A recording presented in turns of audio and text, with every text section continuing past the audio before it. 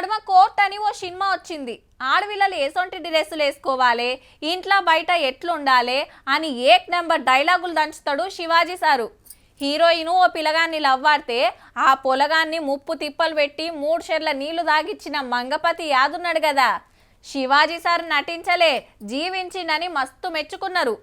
ఈడికి మంచిగానే ఉన్నది కానీ సినిమాల లెక్కనే డైలాగులు బయట కొట్టే వరకు గిట్ల ఉల్టా అయిందుల్లా. నా స్పీచ్లో దొర్లిన అన్పార్లమెంటరీ వర్డ్స్ ఒక 2 పదాలకి నేను సిన్సియర్ అపాలజీస్ చెప్తున్నాను. ఆల్రెడీ చెప్పాను. మొత్తానికి శివాజీ గారు సారీ చెప్పిండు అక్కలందరికి. అయ్యో గంత తప్పేం చేసిండు అంటారా? సారీ యాక్టింగ్ చేసిన ఒక సినిమా ఫంక్షన్ లా ఆడోళ్ళ గురించి అనకూడని మాటలు అన్నాడట. చాలా మంది చూసినప్పుడు నవ్వుతూ అంటారు కానీ ఎలాంటి బట్టలు ఎందుకు వేసుకుని కదా మంచి వేసుకోవచ్చుగా, బాగుంటావు కదా అనే అనాలనిపిస్తుంది లోపల. ఇక ఏమున్నది, అటుకెళ్ళి సినిమా ఇండస్ట్రీలో ఉండే అక్కలంతా తలా ఓ దిక్కార్చుకున్నారు. మరి మీరు జీన్స్ పాయింట్లు ఎందుకు వేసుకుంటున్నారు, పంచలు కట్టుకొని తిరుగుమని. అటు మహిళా కమిషన్ కూడా నోటీసులు పంపింది అట్లెట్లా మాట్లాడతావని. ఏదో అనబోతే ఇంకేదో అయ్యే వరకు మైకుల మోటుకొచ్చి తప్పైందని ఒప్పుకున్నాడు.